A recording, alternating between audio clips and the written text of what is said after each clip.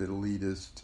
They need to get behind the needs of the working class. They need to show up when we're talking about welfare rights, when we're talking about Social Security. They need to show support for the people whose backs are against the wall. And if they do that, those people will ultimately support them as well. But he feels that it's incumbent upon the left to do the outreach.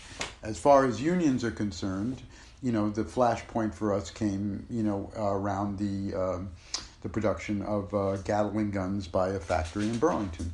It was General Electric then, the big defense plant, got a lot of the contracts that come to Vermont, which again relates back to the F-35, remind me. Okay.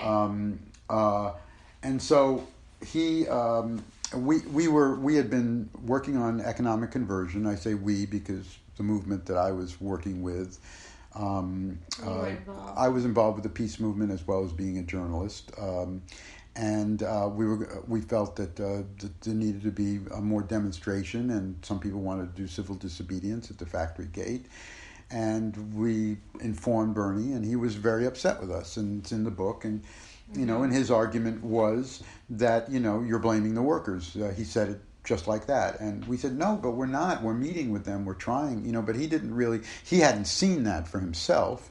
And he was looking at it from a more strategic, I think, from a messaging perspective, is that, it will be perceived as that, or he perceived it as that, and that he felt that we should demonstrate at congressional offices.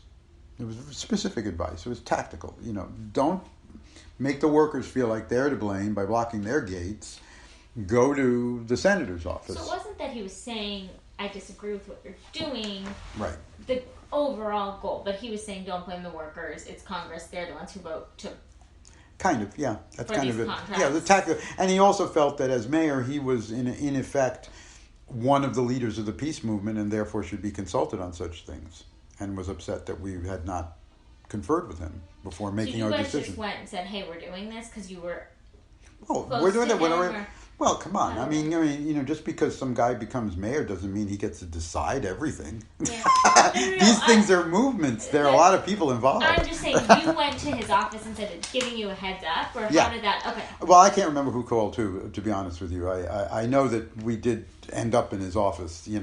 Either he called us or we called him. I think we let him know, and maybe we knew he was upset. So, Dave Dellinger was a very big name. You may be too young, but he was one of the Chicago 8. You've heard of that, right? Yeah, the Chicago conspiracy trial.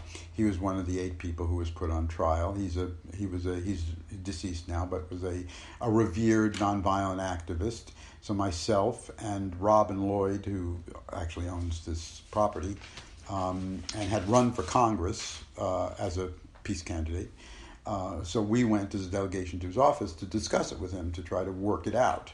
And he was just very upset. And at that point in the meeting, he didn't say, well, I'm going to have you arrested. He just expressed his displeasure with what we were doing. But then, before the event took place, he called me up and said, because the police chief had been saying, well, maybe we'll sort of avoid arresting people. We can kind of finesse this situation, which was not what we wanted. And I'm not sure what his motives, I have to be honest, I'm not even sure what his motives were. But he called me up and said, by the way, I heard what the police chief said, and if you do this, you're going to be arrested. Right. I don't think it was necessarily hostile. He was not happy with what he was doing. He was just... he's the mayor, you're breaking the law, it's civil disobedience, you get arrested. Right, but that's not necessarily what people think. He was, doing a very it's professional. Administrative, Yeah, I think from a conservative perspective, you should sort of praise that. I mean, I would have been happier if he decided not to have us arrested, sure. But I can understand why he did that. Now, as years went on, we learned more about his positions on foreign policy issues. He did, embrace the use of force in certain situations where the peace movement did not agree with that. He was susceptible to a good pitch by an expert. So he was willing to accept, weapons of mass destruction. He was willing to accept genocide in Yugoslavia, the Holbrooke arguments. And, he was vulnerable to that kind of persuasion. And he also felt that at that point the war was popular, or the actions against Iraq were popular, and that he wasn't really going to go against 70 or 80% of the population to support the peace movement. It's your job, peace movement, to get people on your side. And if you do that, I'll be there with you. And he did. He changed his mind.